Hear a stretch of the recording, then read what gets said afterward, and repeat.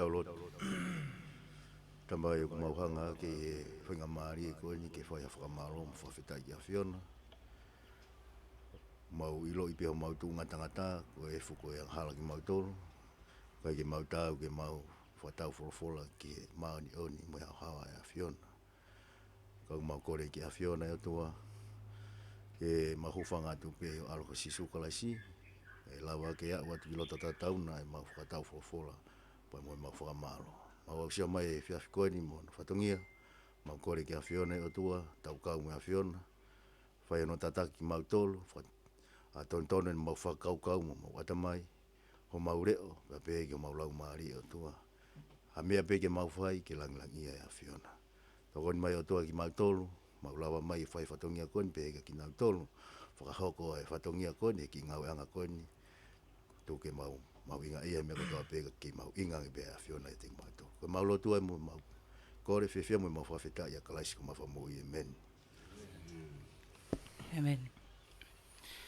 Alo lau malia ho e ki pia mo le a tonga kotoa o ko whiwhia i whawhkani ke o atu hono tali whiwhia wa mo loto maa whana ki mo tō kotoa pe ho e ki pia mo e kainga o ko mo kaumai ki he kamata anga poloklama koe e whawhini pia mo e tau poloklama whaikawa pea mo e kalapu skolasipi ko ia ahi o la kai pea me ahau pea whawhunga e atu hoku kaunga whawhatongia pea me palpaleni hono tātari lelei aki mo tolko tā peku mo kao mai singa hei whamili pa mo e maheni pea whoki ke kau popou me ha tapa pea kolopeu ke iai ke mamata pea me ai o mau whiwhia ke tātari ko i he whawhini ko e whawhini whoki ko e tau polokalama ko e whawhini ko e tātu pe he kau tangatani anga he whasi ma aki mo tolu tali aki ki mo tolu whawhiwhia e ki mo tolu he wike eni ko eni pea ko ki mo tolu ko os iloto he tau polokalama ma loho lele ki mo tolu tongani pe whoka ki mo tolu ko nau mamata mai pea me ha tapa pea o pe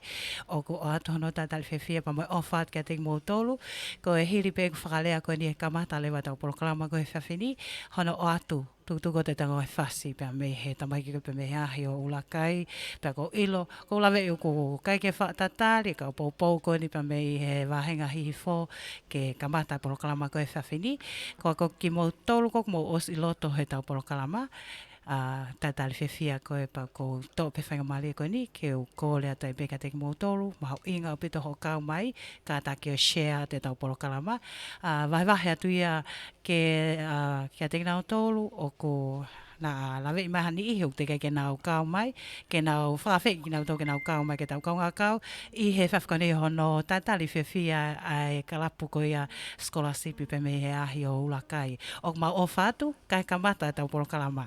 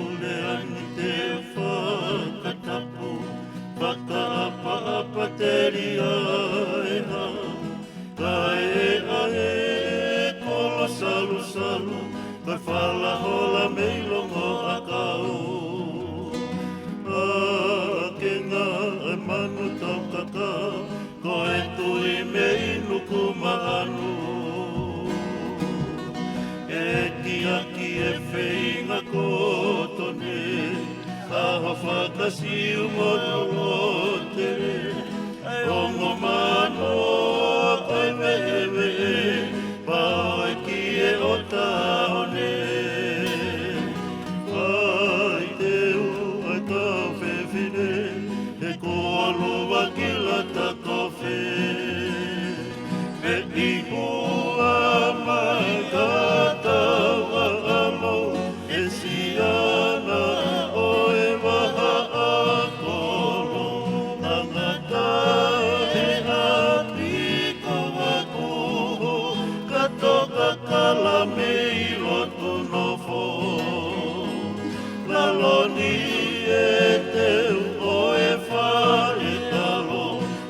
papaanga o manu mataongo laloni e te umpo e fale alo papaanga o manu mataongo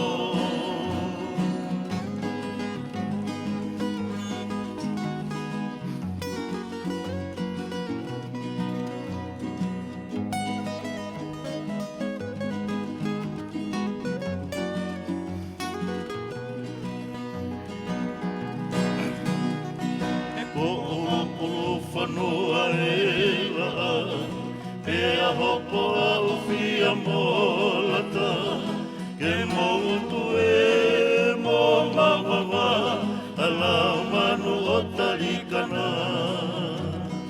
Ahoa anu si palata, ko e tui mei mata moana, pe inua mai katau a alo, Siana o e waha a kolo tangata e api ko wakuho kato kakala mei loto novo laloni e te o e whale talo papaanga o manu mataongo laloni e te o e whale alo papaanga o manu mataongo. Malo, malo. Lo tongo e te teo kau tangata ke o atu e tau whasi hoko. O ko whamanata te peho o ekpa mo ka inga ko tau porokalama ko e whawhiti hangi ko ia ko ki moutou ko moanga mahene aki ke ngai porokalama live. Ai KNT Live Music Entertainment ko tau ngahi topu apu whakawike. Topu apu whakawike o ko kei lele pe. Ai a ko ki moutou o ko mou whi kau ki he top up ko ni. E whakahoko no uia tu ki nau tolu ko ia ko whili i he whawhini i he wike kaha o ia ko e whaunga. Ai ko tuko honga fulu ene e whakapale ia i he wike kaha o hono uia tu i he loto kulupu. Ko whaunga ko o kau mai peke tau porokalama, ka taki o share. Ka taki o share porokalama. Share ki ho o share me hau pesi Facebooka. Ko konga pe ho vai vahe atu e ki live ko ni ke lave ai mohani i heo te kai ke nau lave i mai porokalama kou whakahoko. Pea ke kau mai ki loto he porokalama ke tau whiao, pea me kamata ke tātuku ko he whawhini. Pea kui ai whoke ni he kau admini i loto, tēnau whiwhiri ata ki mo tolu ko e talanga fua, ki he tau ki whaunga ko ne o tuku atu whaingo fua au pito ke uia te he wika hau, ke mō kau mai ke ngahe top upu pāpela ko ia KNT Live Music Entertainment. O kui hene e tō taha ko ia kau admini KNT Live Music Entertainment loata whioko manuika malo loata e fua e whatungia pe mihena tule wate tatai whiwhia ko e vita whatai Liliani Tonga malo tau lava Vivian Lavelua Nola en sione Pasikala hai Nola pe whaki kia mele tisa heima toto Lavinia vele taua mafua pe simoko nau whahu mele sone tane tau lango Tātari whewhia koe whawhini nen si tu pou, pe whaki kia semi tautuyaki. Tule wate, malo ho lelei. Tātari whewhia ki moutou ko tau koko osi loto ho ekpa mo kāinga. Malo ho lelei, malo e lava mai, pea mou ka taki whamole mole.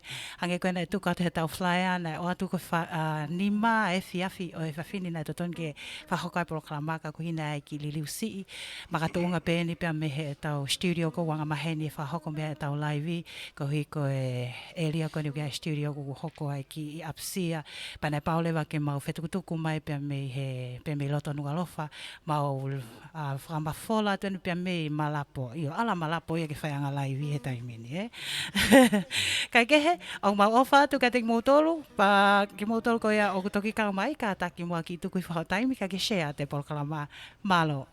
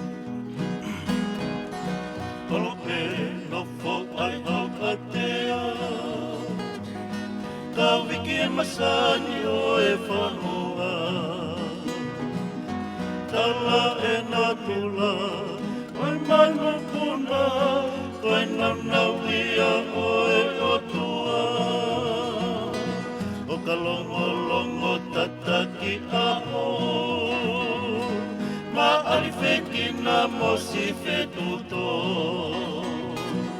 O ngana ae leo, oi manu tola o, tau kampo he o whokololo. Tangane siwa e lau manu tawake, au tohe matako mahina whekite. Oi whakawhiroa ki ke wawake, ai fui lupe o e tu whenite.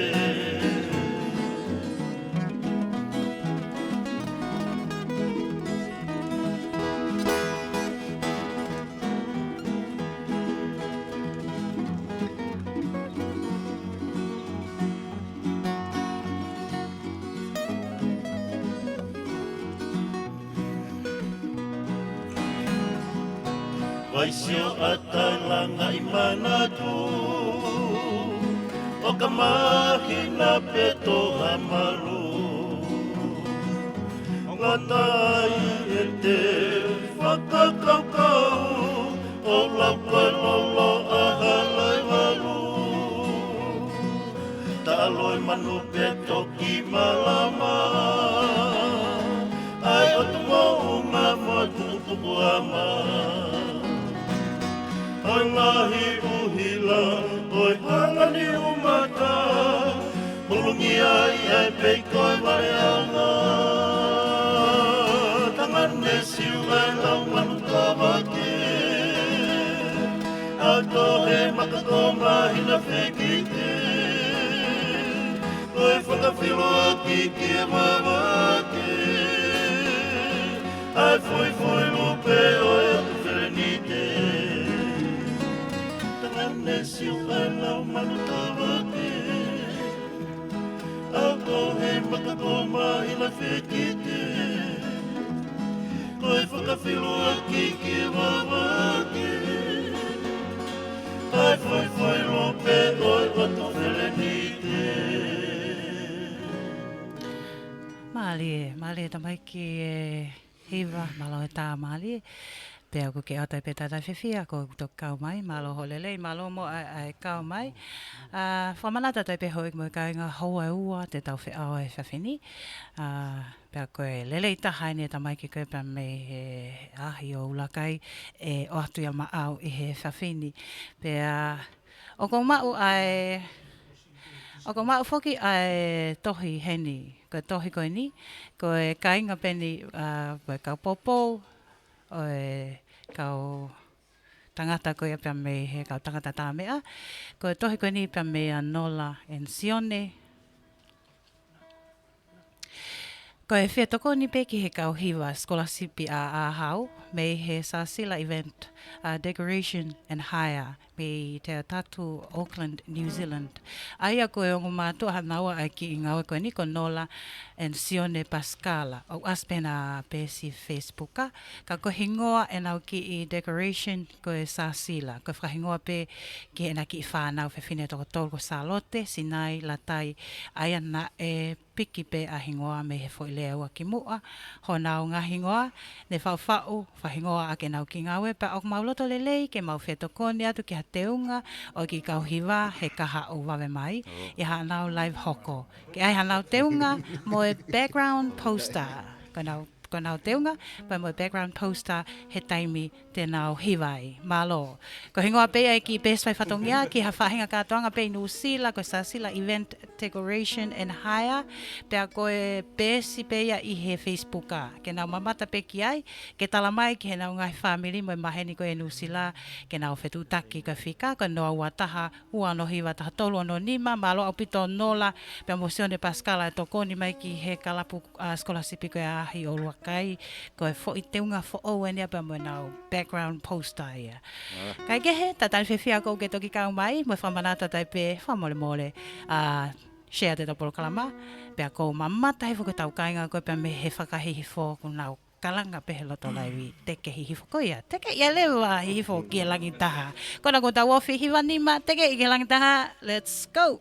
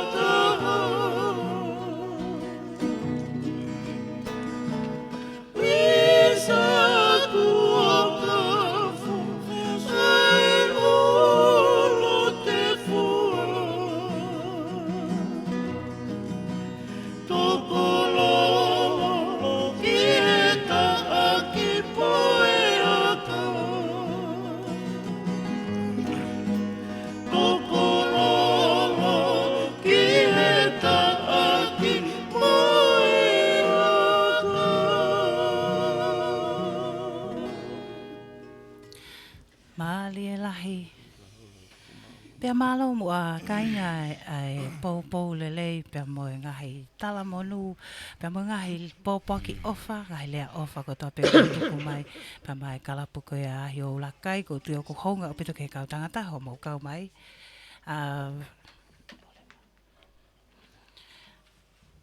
O ko tau kau whakataha whoki I he whawhini pea mei Denver, Colorado, pea mo e kalapu ko ia otu mo unga maka. O lotonga matalaiwi mai pe meai ai Palestini ko Feleti Havea. Pea mo e ongo whaiwhekau. Ko atoni o tolu tau pea mo Happy Sipa La Waka. Sekretari ko Williami Makoni mo e toinga koe kau me mi pā.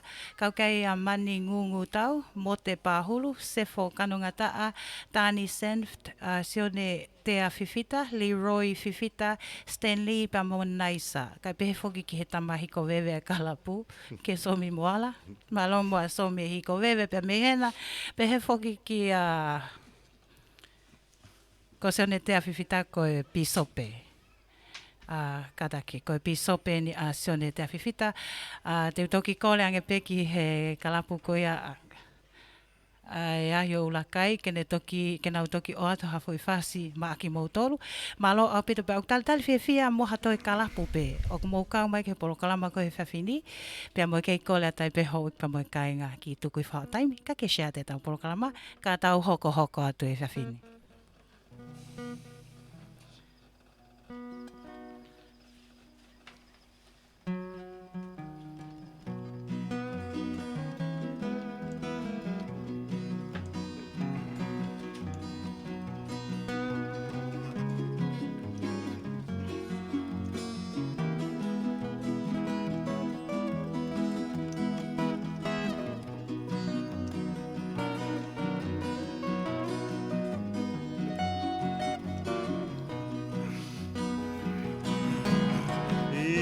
Sa he koe nai, te kua tongi tupe I lautala. O ne tongi e tata, koe piriki miki e uri waka.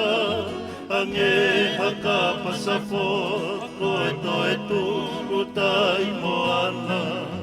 E no ngā ai tahi ho, e ko taimi oe I ka tangata. Pei o pua talefu, si pou anoe hoku o whatu. Matawai ni kuoke, I koe whakata, whepeki whangatapu. Ange haua e ale, si kua whewhana, I ai e manatu. Lo makulu e whaka te utui pe, a whakamau. A utu kalongalu, mawawa angai papau. Matama inari kua matoto, veta talomo, si ono whahoko. O oi seuke ka whehalilo, lau talalau mai ke mahino. E koe na ai muka e kua whakosainia, e mato o tonga.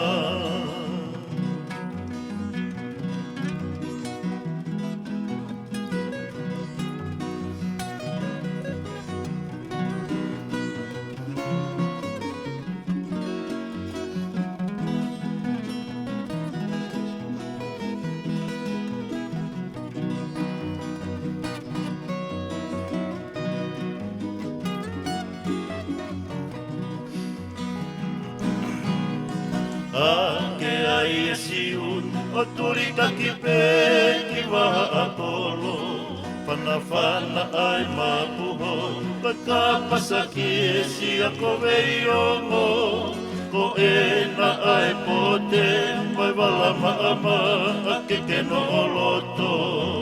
Suwa e te utanu ai si aki, a amohe ofo. A utu kalongalu, mawawa angai mopau. Matama hinari kua matoto, veita talomo, si ono whahoko. Oi seuke ka wheharilo, lau talalau mai ke mahino. E koe na ai muka e kua, whakosainia, e moto o tonga. Mali. Tatali whewhia koe James Manuel Junior Wate, malo mai kau mai, paongoloa, malo o lelei Lilian i Tonga, tule Wate, toa kase tahi, pe whuki ki a Milaisi tahi, leo tua tu ipolotu. Lavini a vele taua mafua, pe mo leka toa, pou leka, pe heki a palawi ki tione malo tau lava ki whawhini, Sasha tui moala, malo lelei tamaiki koe pe mehe lolo, malo i kau mo popo mai, o whatu Sasha, pe whuki ki a te koe a kata whea moe ata toke kienga halo a kata, o whatu lupe mai le whakatou mawhi, tina se tau tuiaki, pe whuki ki a hine moa kawaka hai moa, ko tupe ko whewhekau e ni kawaka, o ko ke lotonga kau mai he polo kalama, ta tal whewhia malo o pito kainga e poupou mai, pe kei kole atai peke mo ka take o shea te tau polo kalama i he whawhini, pe moe ki mo toko to kau mai, ko e kalapu ko iau whai whatongia, o atu e ngahi tāwhasi maali, e pe mo hiwa ko e whawhini, ko e ahi o ulakai a pa mei ahau. Mali e ahau.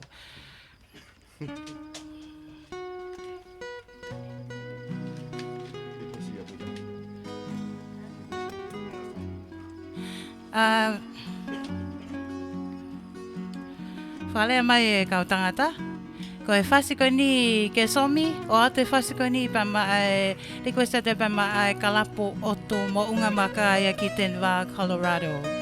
Mai Palestini, pe whuki ki kau maulakanga, pe pehe ke kotoa kau me mi pa.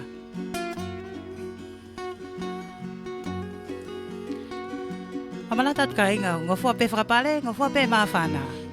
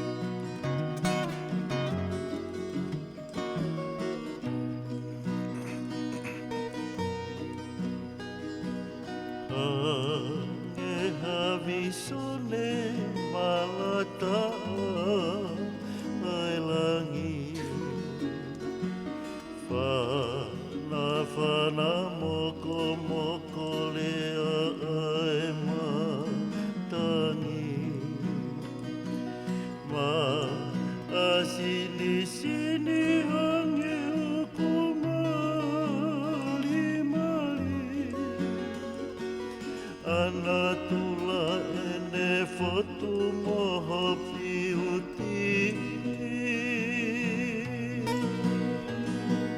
Aku kaku oke kayas joku mafu.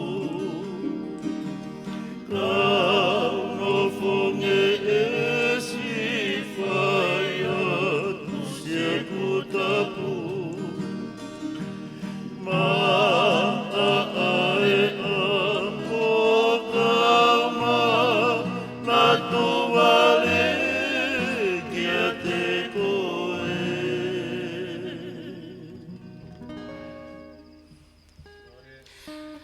Malo, ko wakahiwhene o kui ai whakapale ko ni pia mei he homeless man, ke somi, kātaki, ko pūria me ai. Ia, ko e whakapale ko ni ko pangani mangeau. Whapale aki he kalapuko ia hahi ulakai, malo o pito whamalat ka ke somi pe whoki ke he kalapuko ia otu mo unga maka pa me tenwa. Malo o pito ai whakapale. Tā tali whiawhia ki motoko ni utoki kau mai, sureti whiongui, te aki whonua, Daniela Taipe Moala, Amir Alex Poasi Jr., ako Sita Tuakalau, hai Sita, Waiko Paluki, Kalisita Manuika, Hannah Sia Leka Maka Afita mo Jemin Pau, kata whamole peka pau ko misi o ingoa ke whaleat ka te koe whawhini, whamole iange a tono noko ia, ka ke whamanata te peho ik moe kainga tau top up whakawike pa moe KNC Live Music Entertainment, pēa mo ki mo tolu kou whaamuke aha fu top up pa pela, i he wike ka hau ia. Ko e top up koe ni e whilia e toko hongo fulu pa me he pōni ka whapale a kau et mini ka te mo tolu, whahonga i o mo kau mai pe me kamata anga e polo kalama, share e polo kalama, pēa ke nofo mai loto ke tau whiohia i ki he tuku koe a polo kalama, o e ngau ki ai a kau et mini pe e whakahatu le walisi i he wike ka hau ia. Ka i he taim tatau, whahonga i ho mo kau mai, malo e popo, malo hono share e polo kalama, ka tau hoko atu. Tau kei teke pē.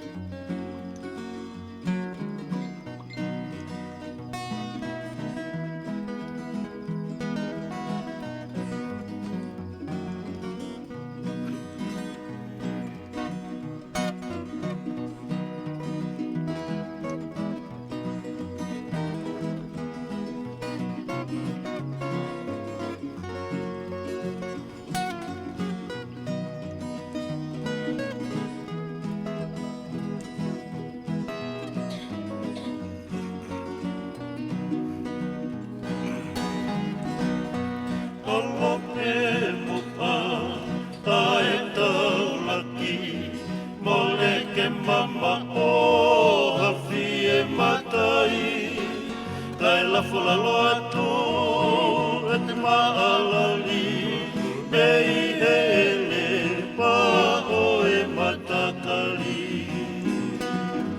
Ha o ofo i e matawai Ke ina sia i a e vai vai Riho o ma he fukahi wai Ke whakamooni e palofisai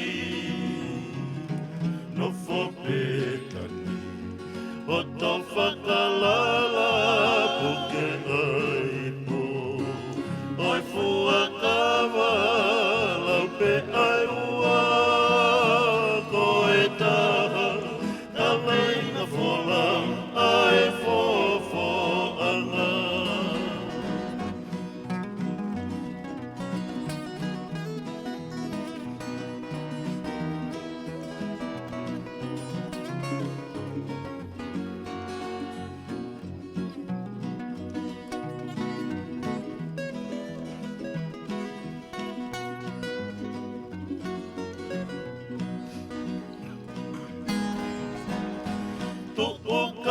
Kali o oua e pahi Ma te ki he moto oi whio fo o whani Kei tukaunga ai te mokalaki toka onea i e amanaki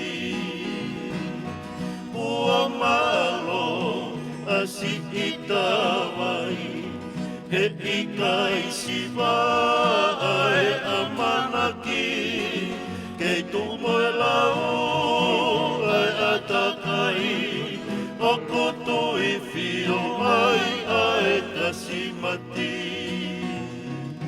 no fopetani o to whakalala po ke aipo oi fuakawa lau pe ai ua ko e taha ka veina fola ai fofo anga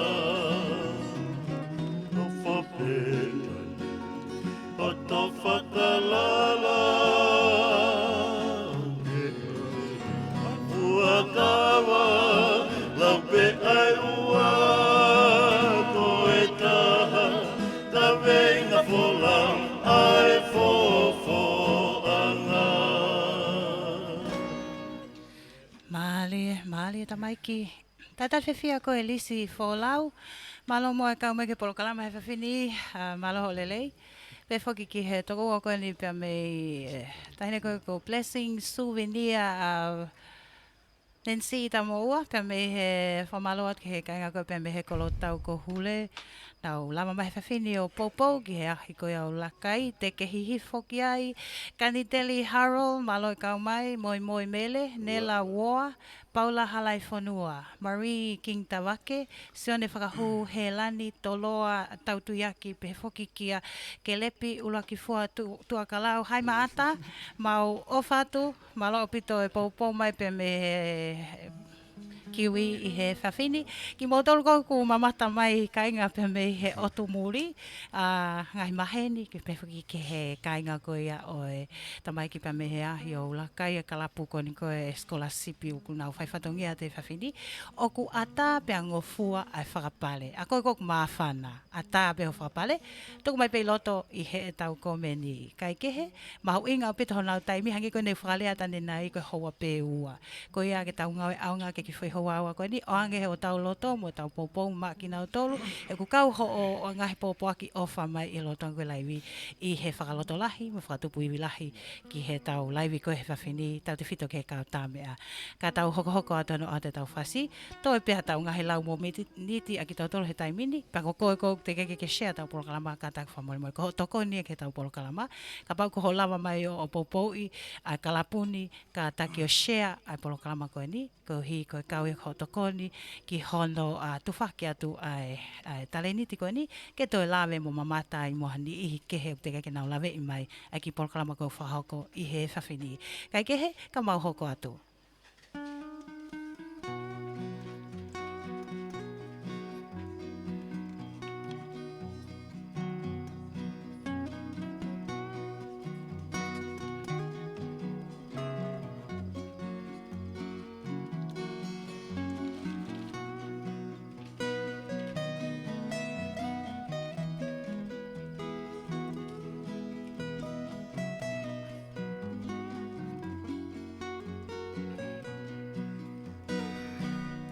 E fisi e kareni, tila oingo e hone. Ne asini sini, mo e maka mapele. E koe me ite, angai kua whawewele. Kei tahuli, pe tupu tupu laki pe.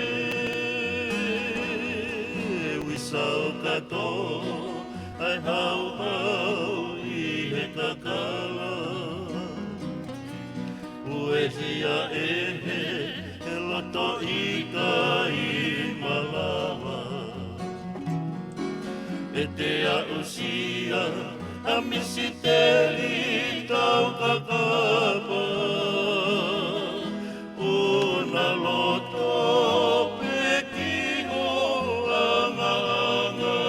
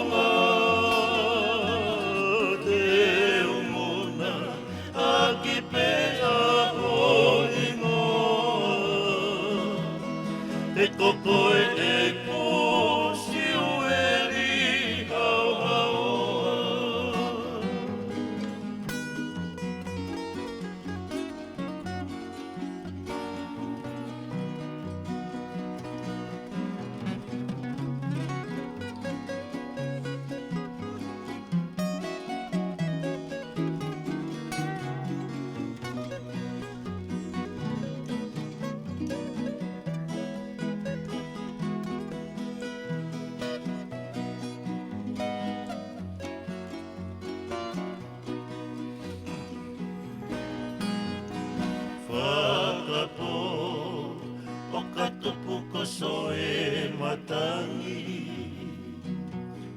o ne toli pake moto e langa kari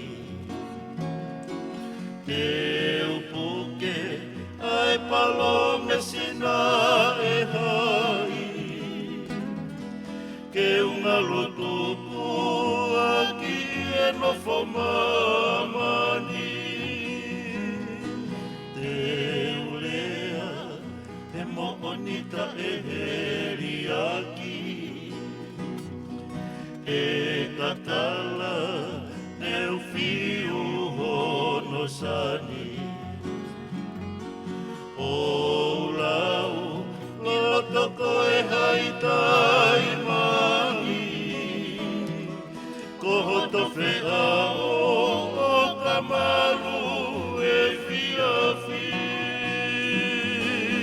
ai loto koe koe kukoloa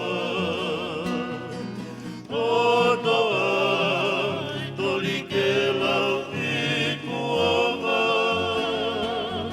o te umuna aki pesa hoki ngoa e koko e kusi ueli au haoa. Mali e. Koe nau ki I wakai whapeke foi komeni koe tolunge au I he wike kaha u ko whakatawange pe koe tolunge au koe ni koe whakapale. Whamalo atu kainga ai ofa, malo e tokoni, pia malo e pou. Whamanata te peho e kwa moe kainga ki moto ko mo fo o mai ke ki painga koe nolo tonga whahoka tai whatongia ai ki pesiko ia KNT Live Music Entertainment koe ki kurupu koe ni na e wha uia mo fotu tuu e he ni ihi o e ki koe ki kurupu koe kau tamea, kau hiva, kau manako, pia mo mamahi I musika, pia mei tongani, pia koe konga o nau I Amerika.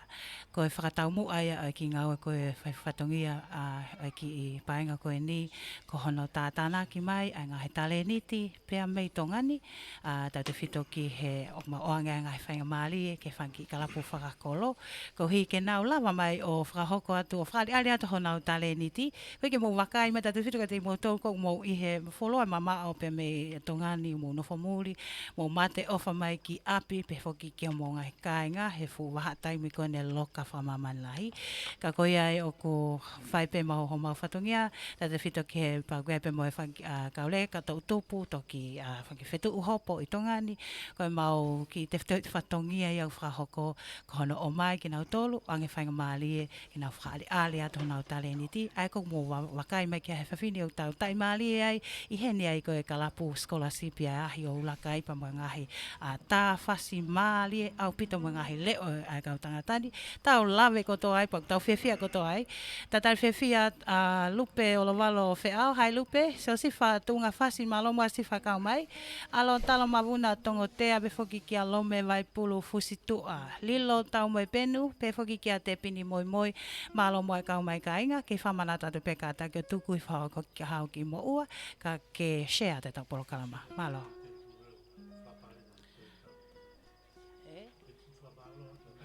Kanteri Harold, whamalo atu te whapale. Atu e whasikoni pea maau, me he kau tangata, pea mo e whapale tolungeau koe ni. Malo e toko ni.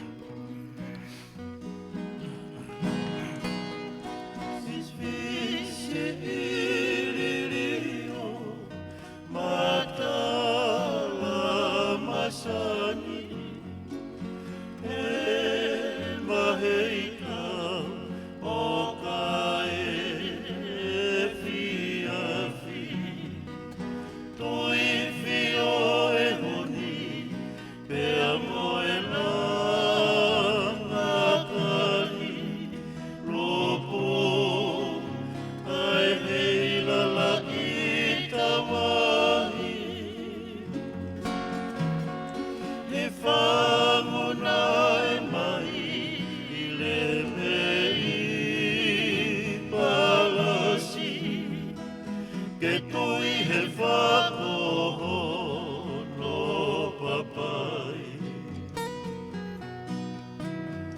Ne ngā oe kakawa I he whakaamu o tawele I alasi iriku tapu. Pea loki alofa ni tangi I loa manu mo fine te kai I whanua tanu. Ka e tala e he manu o kuvatau. Ko e whono koula o hano whakamau.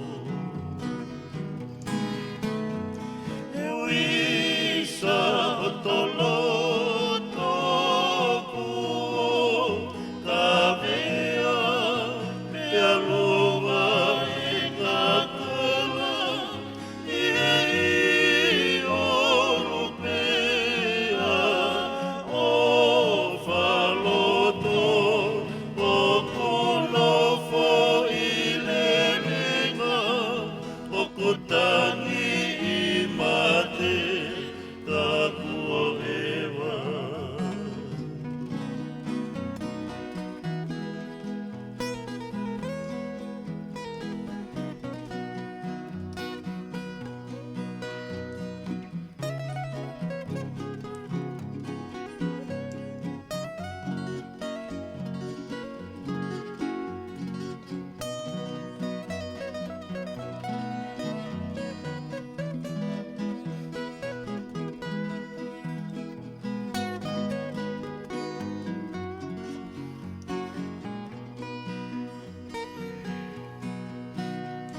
O whaesi uae manuta whanua o tula I he whaiwha ngare o unga mea polo siki he moto o e fuka o angina I e funga ala ki whanua. Ka e tala e he vepe e whakone lua. Moko I he lai o nei I mala e kula. Uisa ho tolo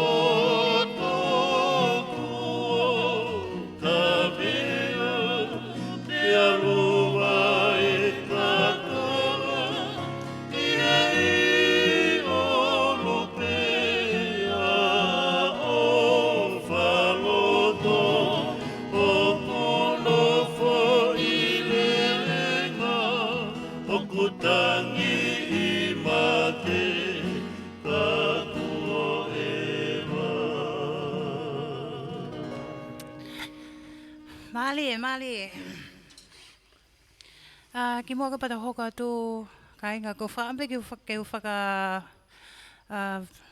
whamala ala atu ai mo koleat ki he tau a whekau aki pa mo e tau whakapale.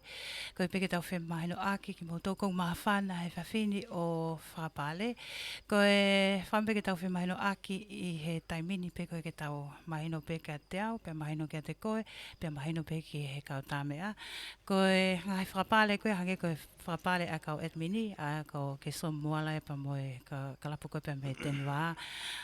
Ko ke somi whoke koe taha e kau etmini koe o e apini, pe a koe whakapale koe a ni ihi etmini, e hau pia ki hate ki mautoro. kau admini ko itongani pe ako mautolo te mautok fra o ki he kalapu kau toki ai lewa ko ngai frapale ko pe me tu ange ko ngai maheni pa mo family kataki o ko mo frapale hanga tonu pe ki he kau tangata ko hike tau fe maheno aki pe te ria na fra ngongo mai kau tangata ia pe ku mai pale ka mautolo kau kai ke mai ko hapale pe na ita mana toka te mautolo ko ia ko tau fe maheno aki pe ko ngai frapale ko pe me tu a te mo whakahanga tonu ki he kau tangata, ko uhi ka pau he kai ke o mai koe pale, pa mai no pe kia te ngau tolu, o kui kai ke o mai e whakapale. Ko whakapale koe a Edmini, te utoki lele atua pa moeni Edmini, o tuku ke kulupu kai ke he. Tau hoko atu o tatal whewhia ki mo toko toki kau mai, Chain Wai Tohi, Hai Seini, Ofat kia te mo tolu, Mary tu unga whasi, malo moa soe sa kau mai, lo me afu paongo pe whoki kia manua ke mo unga, malo e kau mai, Mother heta ratu tuku afu, tatai whewhia toko wako e ni, pe me Aotearoa ki mo toko mamata pa me me tō pule anga, tatali whewhia ki mo tolu, malo e tuku taim ka mo kau mai, ka tau hoko atu. Whatonga iang he koe ne lau ki ane nei, ko hoa pewa, taimini u tau tele hoa taha, pia toi pe hoa taha, taimi no no ka tau peke tau ngau au ngaki ka taki tuku mai ho popo ka kato pe mo ofa pe ka taka share polo kalama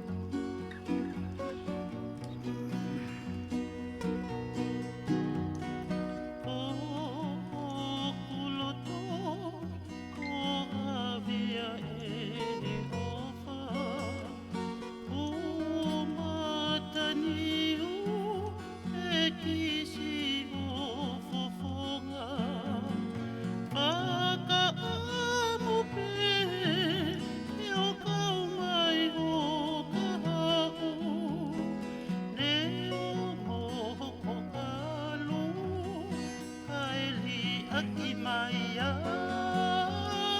ko onga imali mali mai ko kupa la toisi ulua ki ko ila tu o taha afofonga ko ia pe ai lolo o kuai fa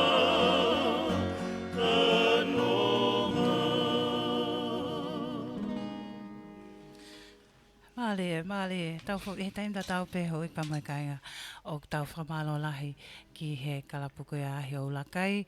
Be whamalo loto honga e piki he mana production ki DJ Mana Whatai. Be whoki ki Kiano Foha I he whawhini. Ko hiko ko tau sauni ko taunga aki. Be whoki ki he ake koe nau lawe ki ane nai na e hoko ki apsia I he area ko ia studio I kolo. Pea nei hiki malewa e tau nau lai wiki tau whahoko whatongi atu e ahoni pea me hahake ia. Ko hipe ke hoko pe polo kalamake wana toloi whamanata tai pe wike kaha o ho ekipa moe kainga. Ko wike kaha o ko KNC Live Music Entertainment o mau live tu o taha I he wike. Ai ko wike ko toa pe o mau o mai o anga whainga mali ke hakao hiva pe ko hakao tame akao tatao pe ko ha kalapu pe ko ha kau tame ni ihi taleni te ia ke nau lava mai o whakali ale atu pe me ki I paengani. Ko iai whakawhi atu ki motoro ko polo kalama ko ia wika o te o whai whatongi atai pa mo DJ Mana Whatai pa mo ni ihi o tau whanau ko ia ka whanki whetu to whetu hopo ni ko e ko hanga whakato ke whetu hopo ni pia me tongani tau whanau e te mau whai polo kalama atu ihi wika o ka tuku ia ke pe tau flyer I he aho tu site ia o e wike kaha o. Tatari whiawhia I pe ko e tina le ka malo mai kau mai ke polo kalama. Malo mua nola en Sione Pascala, malo mua nola e whakalea mai pe mo e ofa ki he kalapuha ke nau whakalea tane nai ai ofa ko ni a nola pa mo no family o kunau o te mana toruia a ngahi sote. Tutui mai ngahi sote taha ki he kautamea ko ni ahi o lakai. Ko hiko nau tohe, ko nau lama mai ko no live ko ni ko whakaosi ani, ko kamata ani. Aia ko nau wilo hoko mai, ko osi mau mai o nau sote, o nau ngahi fo I sote taha, ko ofa e pe me family ko ia nola pa mo Sione Pascala ia pe me Nusila, pe amo e nau background poster, Oa. Maali e tamaiki.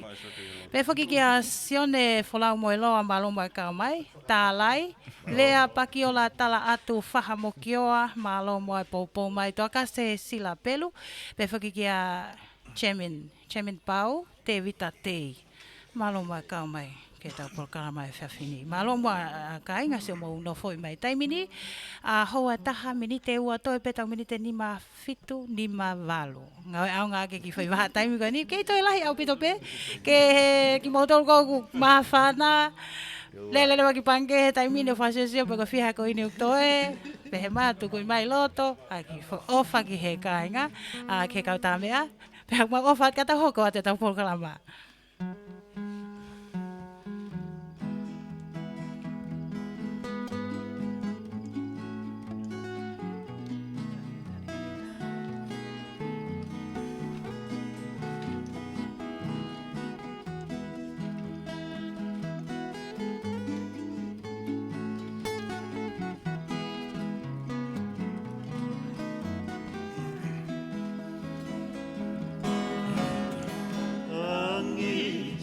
Matangi, me funga saute, o falala, e atamani pe awale, fisi etalia, moto o esiane, e fiu saati, kosi otona pa aliloe.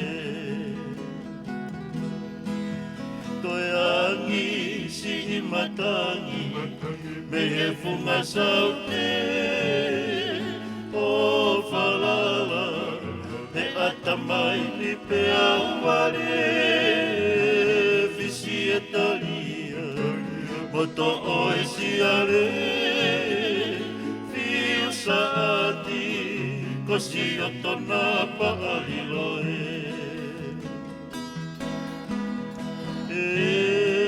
ne lawe au kosi o tohe wani o sinona kosi o to tuinga papai he ne ufikai he ufuatakai ipi ei ipe koe i o taku o ngani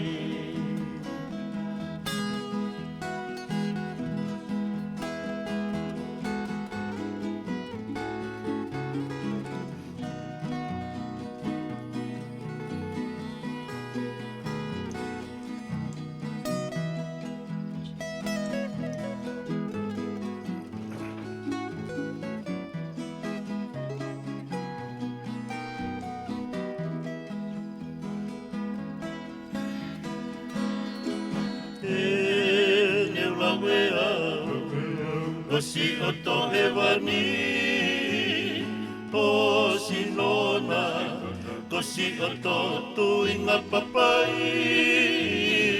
e ne ufikai, o fuatakai, ipi ei, pe koe i o taku o ngani. Tatoli mo fili, si ao kakala, ie si a kale oe ofa. Oe langa karia e wahe pae pae o te rea. Oe langa karia e wahe pae pae o te rea. Tatoli mo fili, si ao kakala, ie si a kale oe ofa. Oe langa karia e wahe pae pae o te rea. Oe langa karia e wahe pae pae o te rea.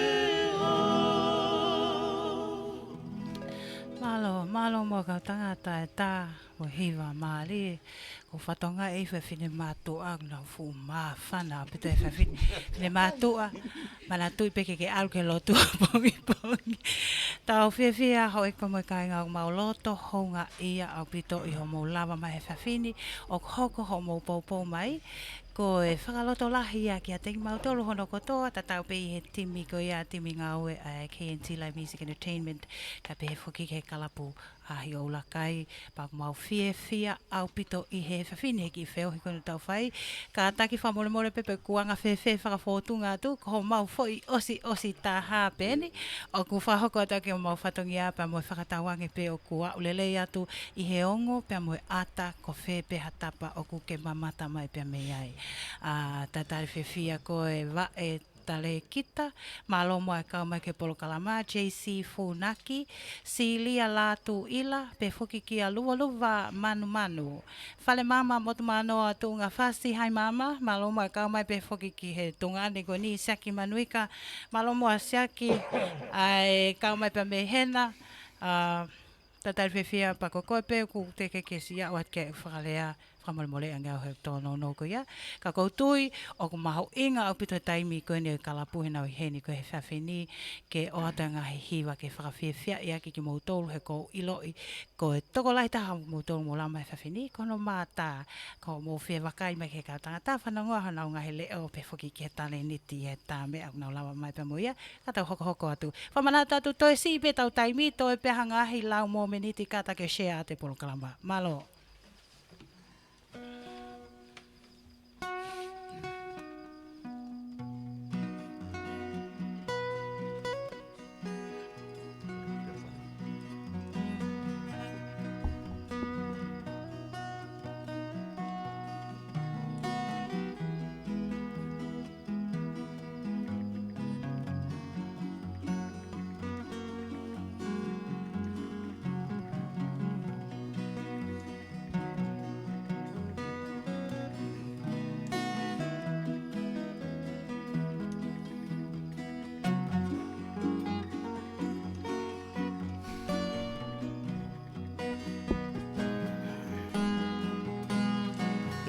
fono fo pea whano e ki e uni whio mo te lolo Kua ka fōsi o kuloto Fua loa ai waha mamao Ka he ika i ke lawa ki ke ngalo Mea ne ongo ai toko mano O ko ke tatau moe au o hiri a ngongo Sina moni pe moe siale Te whio ai e kakalafu a pe Pea taka i e roku sino Alaha he whangawhari ki pako Ka he ika i lawa ke ke ngalo E fui whara hola se ne hopo Tui ho ka hoa hono no tapu ke lua holo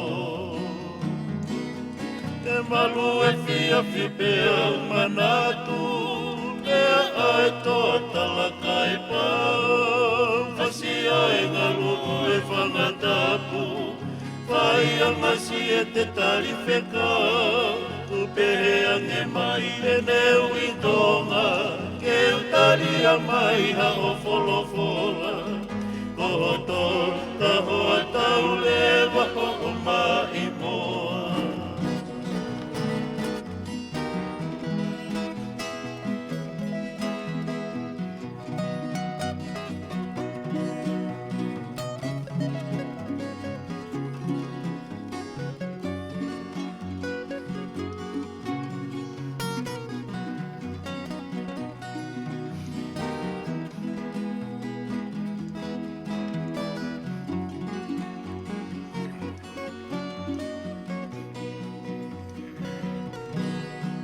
Se via fi whakalau ai po Mahina si hene hopo Pea mawhuri e kaniwa pea to Pea hopo moe wheto o aho Tangi mai si manu o e kolo Ko e ne anua kumia e moto Matala whakaholo holo lau ma opo opo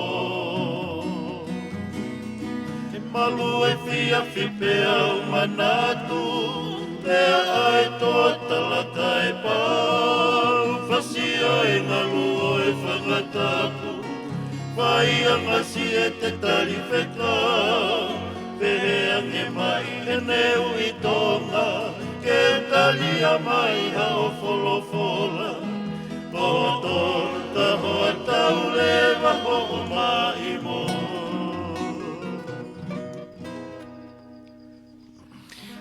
Malo moa. A te pē ko le whamole kia te motoko ko a kaumapata. Ka pauna e ai ha o komeni. Ha mea mau inga na ke tohia ke loto laivi o ku ikai ke o whātoanga e ke o pine atu e komeni koe aku hiki tau nofo ki ai e tau wakai. Ka taki pe hange koe o mulawe i malotonga lele laivi o ko whainga pe ke o wataimi o ko sio ai. Taim ko sio ai ki mua koe ke o lawa sio ki he ngahi mea ko motohi mai i he ngahi komeni. Ko iai koe ngahi mea pe ko lawa sio ki ai ko pine atu ko kuani he kau et mini o nau whemo e kina taktaha whemo e kina atu he taimini hano ngai whatokia, ko au peni ko ulotonga, ko au peni o ko host te Polo Kalamapa, ko au pe o ko toitokanga ki hana o pine koe tonga he komeni koe whiawhini. E ka taki pe, ka pana ke tohi iwha mea i loto o ki kai ke o lawe e atu ke o hanga pine i hake ko hike tau wakai ko toa ki ai, ka tak whamoremore. Toi ki hanga pe, toi ki tohi i he taimi ko tā toi ka tangata, ko taimi ko whainga mare ki o lau homo ngai komeni. Pa ko taimi koe a te o whalea, taimi koe hoku taimi o oku ke o lea, e kai ki o lawau o sio ke ngā he komeni. Ko iai, o ko ata tātari whewhia, mo whakamālo, ke te mūtou ko koe peo ke toki lawa mai, ko koe pena e talo ho kamata mai mo ki mautolu pia me kamata anga, whamālo loto honga atu, ho o mau nofo mai loto he tau loto i Polo Kalama, toi pia ngā he lau mo meniti, pa tau mātuku ke whawhini, pia mau whamālo at ke te mūtolu. Mālo mo hano pine i mai, te tau, te ke hihifo peni ka o alewa pe ke tā pune tau Polo Kalama. Iyo, ka tau hoko atu.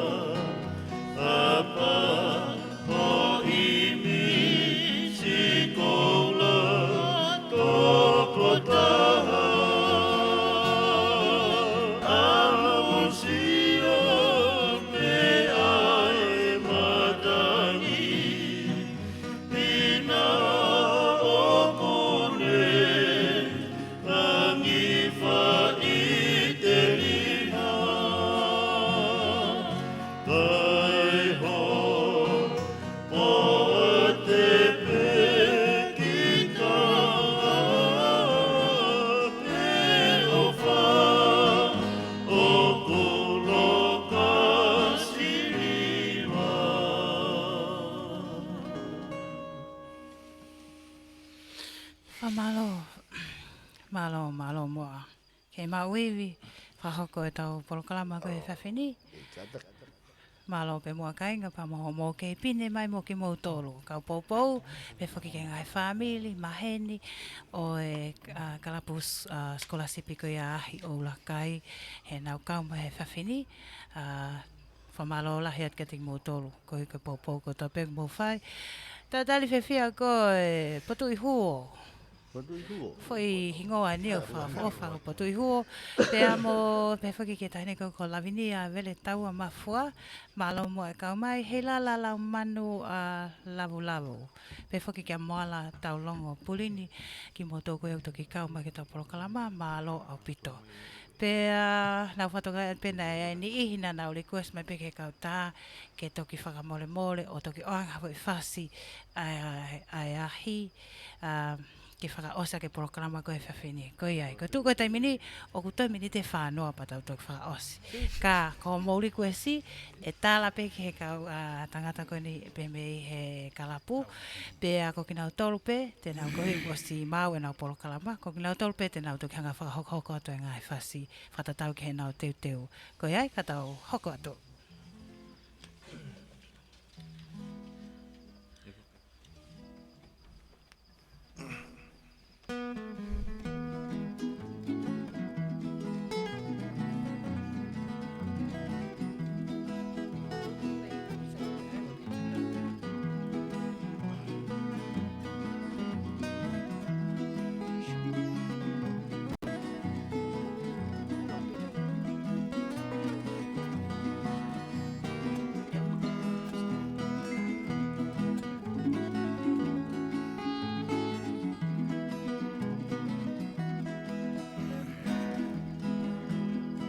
Pupungalo se te ngata whenga vai o taimi. Au ki ai ta au o whane whakapalo ni te nisi. Pole ai pe matu aku lai e himi. Kei tokai monu i palatasi o Pasifiki. I toko anga ia e te humata wiki. Koe lau kau anga o hatonga fisi. Mari loto ai pe whine ai halapaini. Tā whesino i vai e kaloni kari o tu whereniti. Pupunga lo se te ngata whenga vai o taimi. Au hia e tau e o whane whakapalo ni te nisi. Pole ai pe matu aku lau e himi. Kei tokai manu i e palatasi o e Pasifiki. I tuku anga ia e te humata wiki. Koe lau kau anga o hatonga fisi. Mari loto ai pe whine oi halapaini. Tā whesino i vai he kaloni kari atu whereniti. Tue, ke la atu pua. Tue, ke huelo koula. Kai utunga ki ai e mea wale whanua. Ha kai langi tau o i kai tukua.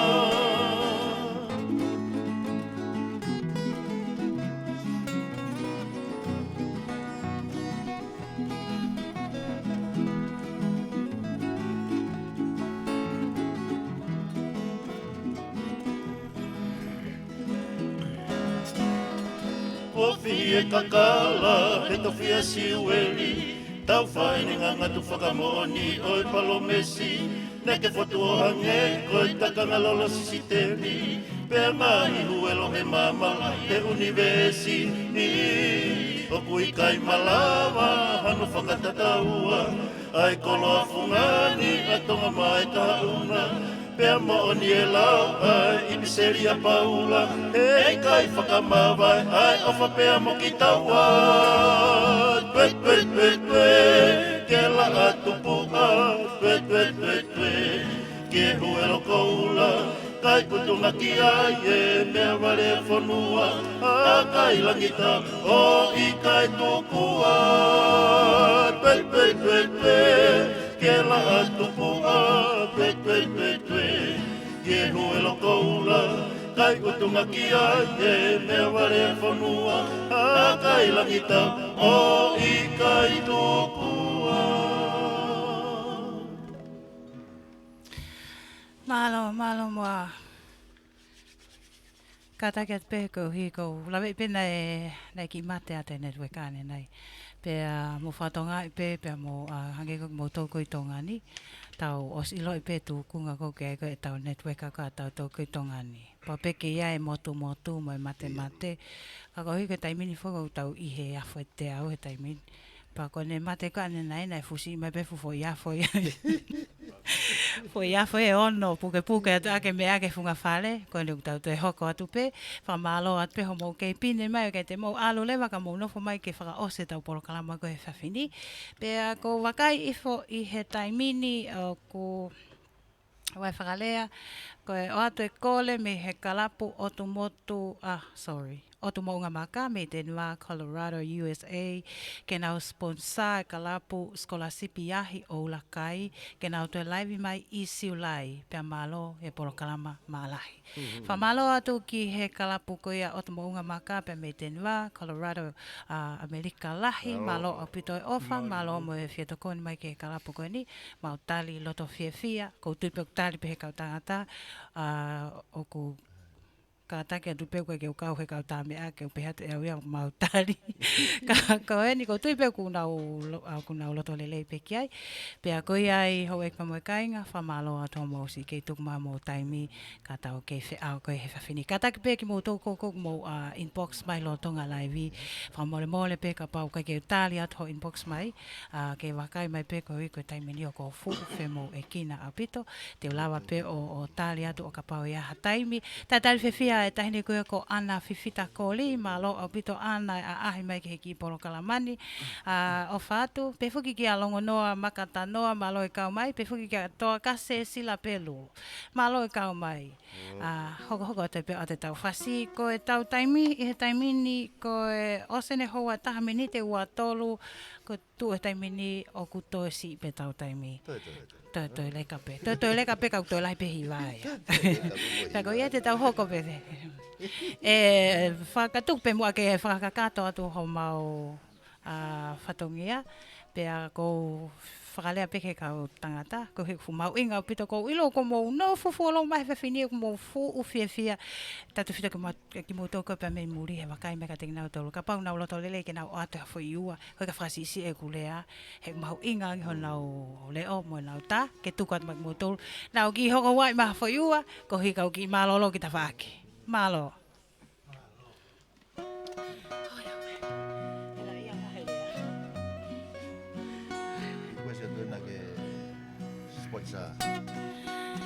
Iyo, whakau mai pia mei he kautamea koe whasi koe ni o ku uliko he sato ai pe ia pia ma e sponsor ma e kalapu koe ia Otu Mo'unga Maka pia mei te Nua, Colorado, USA whakamalo atu i he teu koe ia no sponsor ma ki nau tolu ke nau toe vilo mai nola teu e pe tau sote ki siulai malo Simula tano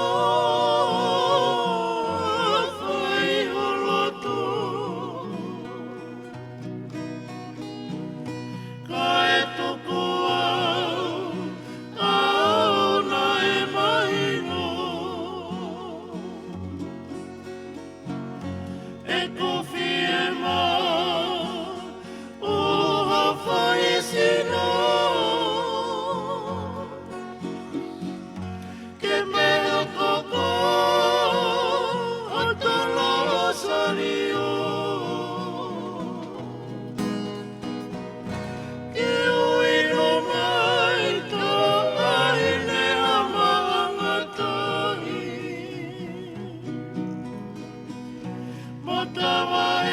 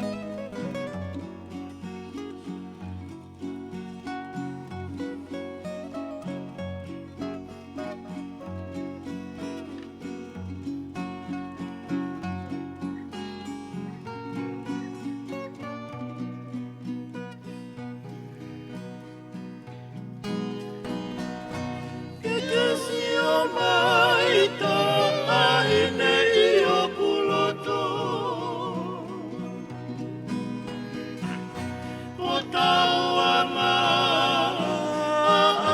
I he manako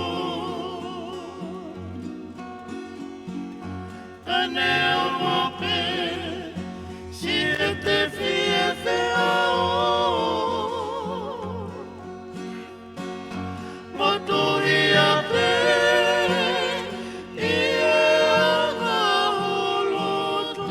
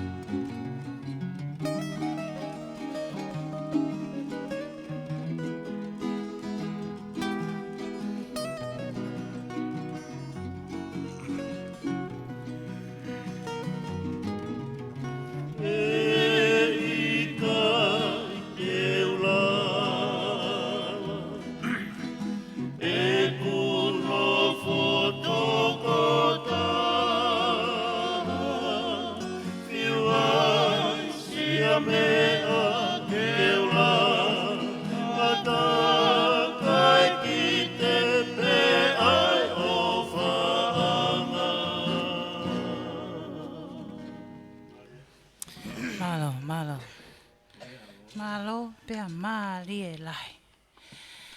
Tatali fefia Willy Kakala Samsoni malo mai kau mai ke tau kalama pe foki ki a te aki fonua mouti fifita pe foki ki a maile lo keti malo mai kau mai ke tau kalama fefini ka tu pe mo ke fomana to atu I he whainga mali ko ni ke te moto ko tau pe tau kau I he loto live ki moto ko wanga maheni ke tau ngahi top up whakawike ka taki whapapau I ange a koe ko ia o ko ke whakaam ke ia o top up pa pelani I he wiki kaha u e whakahoko atu ai o lako ia ko ke toka ko fulu whiria pa mehele live ko e whawhini e toka atu ai lisi ko ia I he wiki kaha u ia I he kulupo man tui ko taimini o tau lotonga lele I he tau pesi ko ia e motor ko e whamanata tai pe ka taki hou ek mo e kainga ngahi kainga koni pa mo whamiri maheni nge ko ia ko e ahi o lakai ki motor ko ia ngahi maheni pa mo e whamiri ka taki o follow he tau pesi ko ni follow he tau pesi ko ni ko I ke lama mui mui I mai ai ngahi polo kalama ko e whakahoko atu I he wika o. O kai pe mai mau kulupu, ai ko kulupu o mau tuka tai ngahi tuaki, ngahi flyer ko ia tuaki, ai ngahi polo kalama ko ia whakahoko atu e he kau admini ma ki mau tolu, pe a koe pe si le wau tau ngai aki hono whakahoko atu ai ngahi laiwi.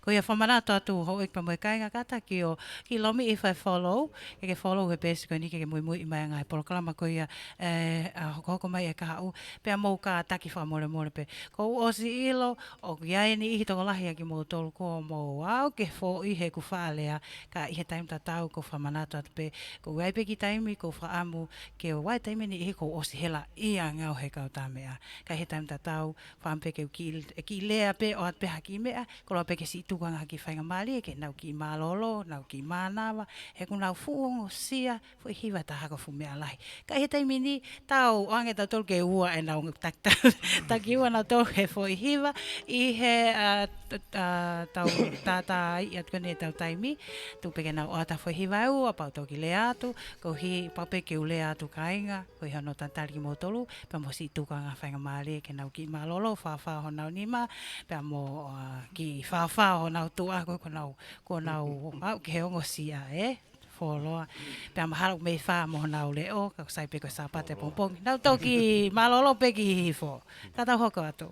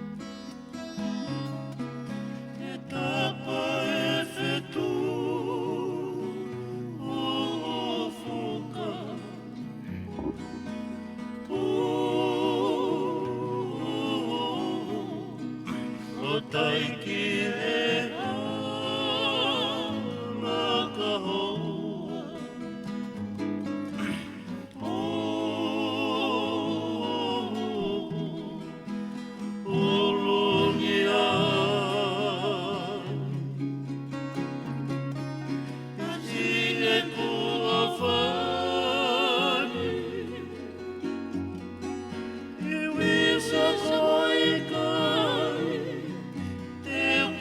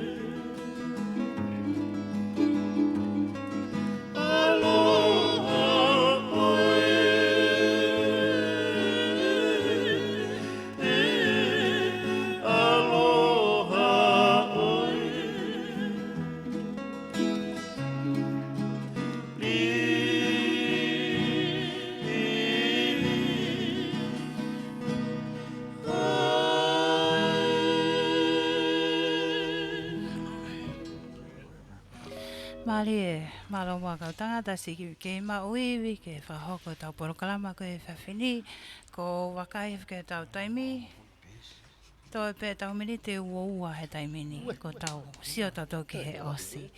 Pea ko ia e ko whamalo lahi atu e he kei tatau pe kau tā mea pe whoki ke kau popou. Malo mua homo ke ka hataki, malo ke pine mai ko hike whahoko e whakakato ai lewa ai tau ki whiohi anga ko he whawhini ko hike ki whi hoa e ua tau lava mai o whawhiwhia e whawhine tau kau whakataha pa mai kau tangata koeni pa mehe ahi o ulakai nau loto lele ki nau lawa mai o whahoko a laivi maari e kone o tau lawe ko toa he whawhini. Tata whiwhia ko e pālawi ki tione malo mai kau mai. Pe whuki tahine koe ko wina vai o wuna tau toa a. Hai wina malo au pito e kau mai ki tau porokalama. Pe whuki ki a sala wea siale. Malo mua e kau mai. Pe whuki ki a wa e tale kita. Pa i he taim tatau pe ko whaampe ke o whamanata ta lewa ai ki a mea mahu inga koe ni. Ki mo tolu ko ku kau mai tau porokalama tau te whito peni ki tonga tapuni. Ko whaingamali koe ni ki tonga tapuni pe ko uhi pe ko tau stereo o tu pe i tonga tapuni. Ko e whakaawhenia ki ha ko koe pe kia hao ke kau haki kalapu ke whaam ke hao ki whaingamali pe hen ke lawa mai o whahokata laivi. Wahe pa mwhakali ale ate tale niti koe o ku ke mau koe ke lawe ai a tonga ni ko toa pe whoki ki he tau kainga ko nau na wha muli. O ata pe ke whetu utaki mai. Whetu utaki mai ki a teo pe ko pe ko DJ Mana Whatai ka ta pe ko Edmini loata wheo ko Manuika pe whoki ka waka kai velata ko mau toru ak mau itongani whahoko whatongia pe meheni a tā pe ke whetutaki mai ki hatahai a te ki mau tolu ko hi ke tau sio ki hataimi te ke lama mai pe moho pe ko ka lapo pe ko hao ki kulupo pe e lama pe ke tau talanoai o ku whatonga i ange o mau totongi pe studio ke hiki a ho laivi hangi pe ko ni o ke mamata mai ki a he taimini pe i he taim tatau pe o ku ai pe mo o totongi o ku ai pe mo ki koi ni whahonga i aki ho ofi e wahe mai. Ka koia, te ki moto ko whaam koe ke kau mai i he ngahi laivi koia e whamawhola atu i he ki Inti Lai Music Entertainment mau tatar whiwhia koe. Ange koe nau lawe atu ki mua ange koe a tau mua pe ki kulupu koe ni. Koe mauhanga o toko whetokone aki pa moe kaunga mamahi i hiwa pe whaki kau tā mea koe pe mei tongani sisi whakatau maa whainga maali koe ni koe ke tau asat ki tua puleanga i he wahiwahi ato tau tale niti ka kou whawhetai o koe koe ni ihi pe mei he otu muri o ku nau a poupou o pito kung nau tolong nau whakapaanga mai anga he porokalama koe ni o lawa ke tau whewaiwai ake ai kai ke he tau hoko te tau porokalama toi tai i e tau taimi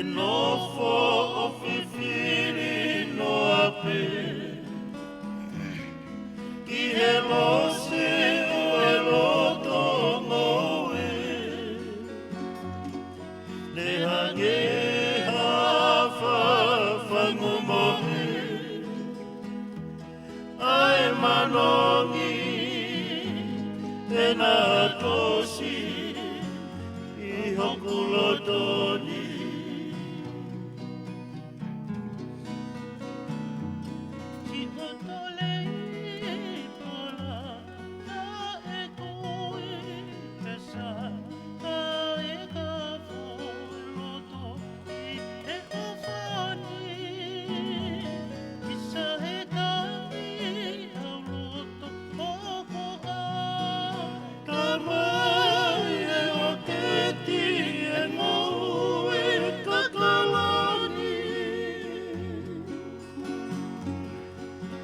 sisi whangasana e tui o fungani walose malei feluteni e fe o whaaki o whanerilo i he wasi e whiona ati.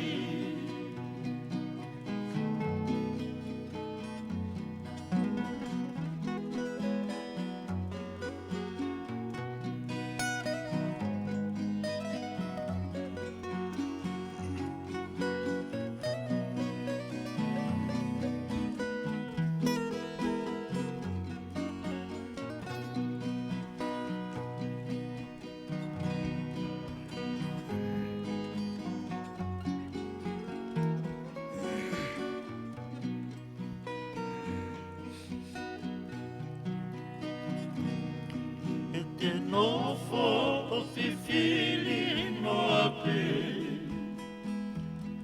Ki he lose o e loto ngoe Ne hange hawha whangumohe Ae manongi e na atosi I hoku lotoni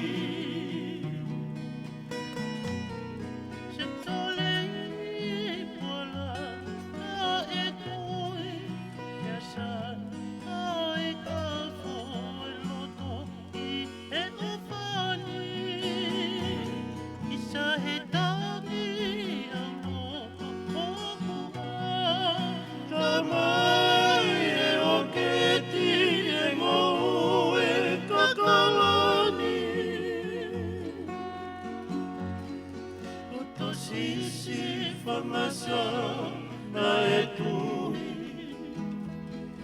O fungani o e lose marei Feluteni e fe o whaaki O whanerilo i e wasi e whiona ati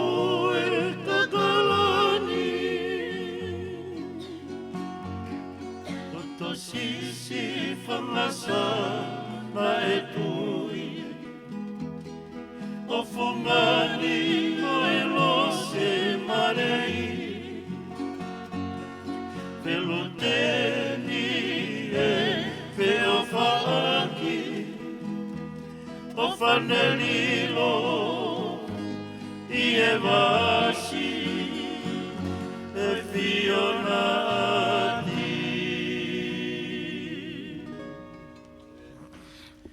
Malo, taimini uto e pētau mini te taha tolu, pēa mau ta tau atu i he whawhini, whakafuafua nei peki hafo i hiwa e ua mo e konga, pēa mau ta tau atu ho e pa mo e kainga, whamalo lo to honga so mo kau mai, whamalo atu di mo tolu nei share tau polo kalama, pēa whamanata tai pē mo tau top up, ki mo tolu ko ia o ko mo whie kau ke tau top up, fwoi toko honga fulu e whiria i hui ke kaha o, makatu unga pēni se o kau mai i he tau polo kalama, pēa me he kamata ngā no fwoi loto, whapapau ina ke share, ka taki ke share ko ini ho i pa mo kainga, o ke kai ko share ki ho o messenger, pēa me he o messenger, ka taki whapapau i oku ke share, pēa me he o bēsi ko ia Facebooka, pēa whapapau oku ki mo toko ko ke mo whatoa ngā i, ko e pate ke ki hilai fo pe ki ho hingoa, i e taimu ko ke komeni ai, ke wakai hifo koe ki isiana, ki ulu isiana, pa koe mo ki itao, o kutuhu ki tawhaaki, koe uhinga, na ke share polo kalama ki ho o pesi Facebook, pa pa lewa koe ki haki ki i whailonga pehe, pa ke mahino lewa na ke share tau polo kalama, pe mei ho o Facebook, ka taki. Whapapau iange, te ria koe ni ihi, te ria o ko mo fa share pe tau polo kalama ke me ho Messenger ka taki fa ampe ke share pe me ho Facebook ko hike wahe atu ni ke lawe ai pa mohani i ke he o ko fa am ke polo kalama te ke na si lawe i mai kai ke he pa malolo to honga atu si mana fifita malo ka mai va pina aliki malo mai ka mai ke tau polo kalama ko e fafini pe a whaka malolo to honga tai pe i he time tatau ke singahi si ngai family pe foki ke ngai kalapu na mo kau mai i hono poupoua o polo kalama ko e fafini fa malolo to honga tai pe ki he kalapu ko ia otu mo unga maka ki Denver Colorado ki a Palestini ki a Feleti Havea pe foki ke ongo fai whekau ke Atonio Tolutau mo he sipa lawaka pe foki ki a he seketali ki a Viliami Makoni mo toenga koe kau me mipa ko mani ngungu tau pe he foki ki a Sione Tea Fifita ko pisope kataki io ko pisope Sefo kanunga taa Tani Senft Leroy Fifita pe mo Stanley pe mo naisa pa be foki ke tamai ko veve kuia koe ka la pua ke somi moala wha malolo to hongat ka ting mo tol koe koe ofa pa mo whaki pa be foki kono te waki to sponsor koe ka la puahi o ula kai ke nau to takai mai i he maina katu ui siulai wha malolo to hongat ki he kau mamata ko toa kau popo family mo tai family maheni kau ngā mea ma ofa atu ko tu e taimini ko tuipe o ku toi pa tau whasi hua.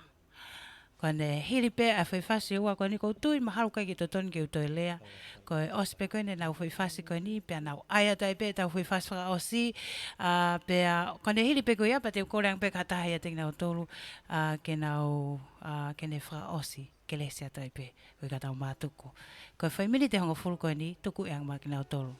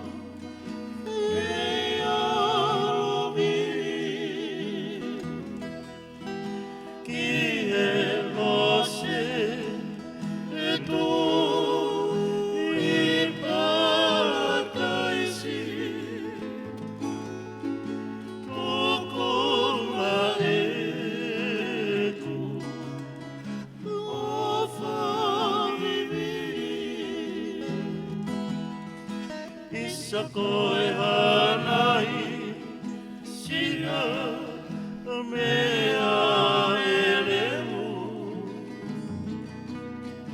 ai e ku ofa e ko si e ku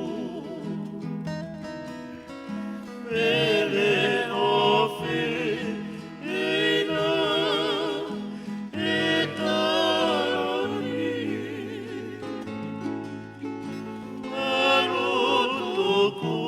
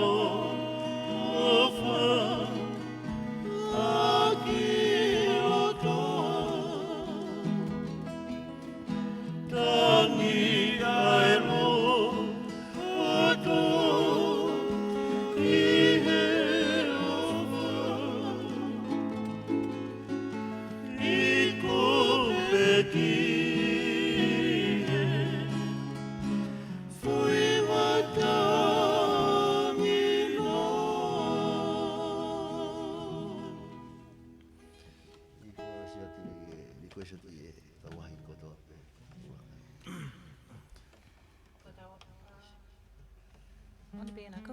Ko tau taki mai ke tau whasi whaka osi au pito koe whawhini. Pea ki mua pa whahoka te tau whasi whaka osi. Tu pe mua ke uto ai pe whainga maare koe ni. Koe hiri pe whasi koe ni e ke lese atu ai pe pa tau mātuku. Tu pe ke uto ai whainga maare koe ni ke o ato a whawhonga e ato ko kau ngā ngaue. Pea mei he KNT Live Music Entertainment e mau whamalo lo to honga o raki pe whamalo mau whamalo ke he kalapu ko ia ahi o lakai ko hika tu taimi ko ia mo tali whatang ne whai atu o nau lawa mai e whawhini malo o pito mo waiwahe mai o mo tali niti o lawe ai pe whiawhia i o tau kainga e he whawhini malo o pito pau tau sio tai piki kaha o ki he te vila hoko mai ke tau te hoko pe tau whiohi pe aua pe whamalo e whawhini whamalo lahi o pito ki he mana production ke DJ mana whatai pe whoki ke no whoha ko hi ko e toka ngā kina mai ko e tau sauni pe whoki ke tau kemra ko e whawhini i he ata ia pa moe lea whamalo lahi atu manako pe whoki ke ki he mana production malo apito ka waha mai me kolo ki hahake ko hipe ko hange ko ne lawe ki ai ko hi ko hoko ko me whaka eki pa whi maulewa ke tau ki ngā unu mai ke wheitu ko ni o whahoko tai whatongia whakamalo lahi atu pe whakamalo lahi atu eni ki he kotoa koe kau etmini, malo o pita whepopouaki, pehe whoki ki he kāinga, ngai whāmiri, ngai maheni, kau ngā mea, si kāinga aahi ne mō lama mai o popou, tuku maha mō taimi ka mō kau mai whawhina no popoua, ai ki porokalama koe ni, hounga o pita ke a teki mautolu, pehe whoki ki he kau whakapale, whamalo atu ki he kalapu koe ia, pea mei tenwa, ke somi moala, pehe whoki ki he kotoa o e kau me mipa koe au kalapu me he palestini o au ke kau me mipa whakamālolo to honga atu pa mohono teu koe ke te sponsor mai pefo ke toko taha na e to o hake ene whakapale ka taki peo koe ke mauho ke te mauho ingoa whamālo atu ki mautolo kotoa pene lawe maho mo popo mohono share polo kalama mau ofa lahi atu ka te mautolo no kotoa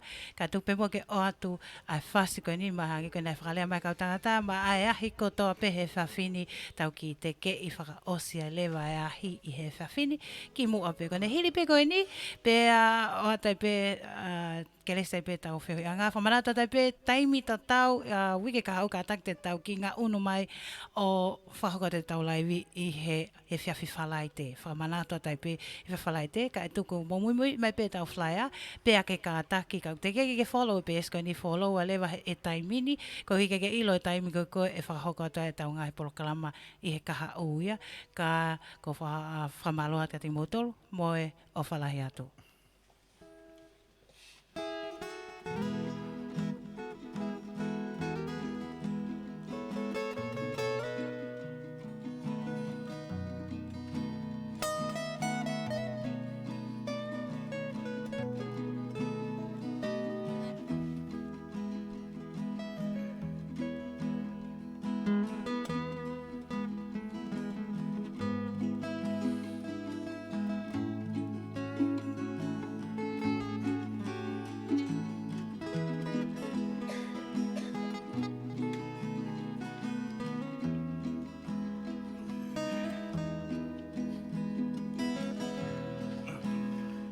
Totu a o whatu ki loto ahau Haru e tofa e te mawhi mo e kuanau Whai e lau ai tu o whai ngata ki au Tau mawai e kua tongi e kumanatu Ahi o ulakai takahe monu E koe kano loto a kei toka mai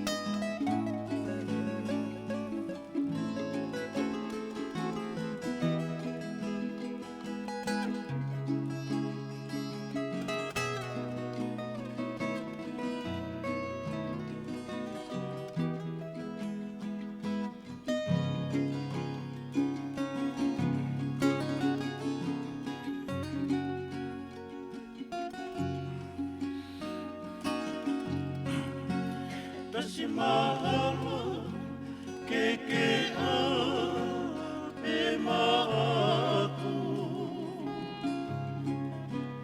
Tamawai mo ausi a oi hau Kakatohe tau ke na au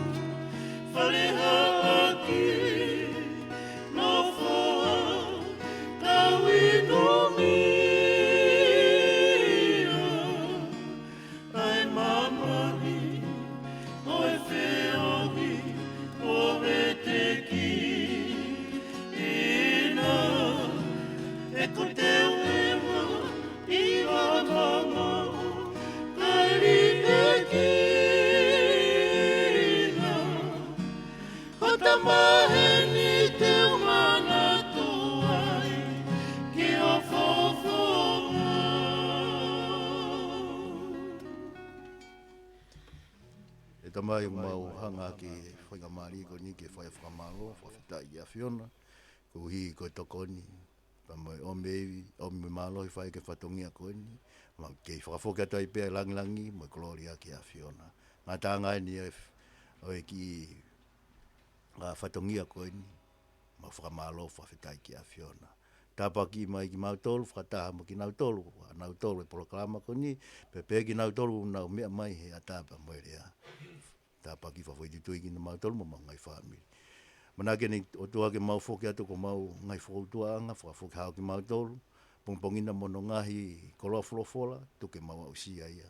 Whawhanga ko mau lau maari ko hi ko ka hao e mau whanonga. I keresa i ko si sukalaisi o whai atua whai lau maari e mani o ni, na whai ateng mautolu no kotoa peo na hiri ka whai pota ngata. Amen. Amen. A whātou, malo. Wadu, malo.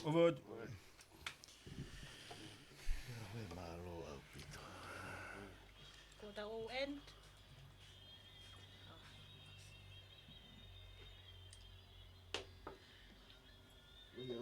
Oh, ware.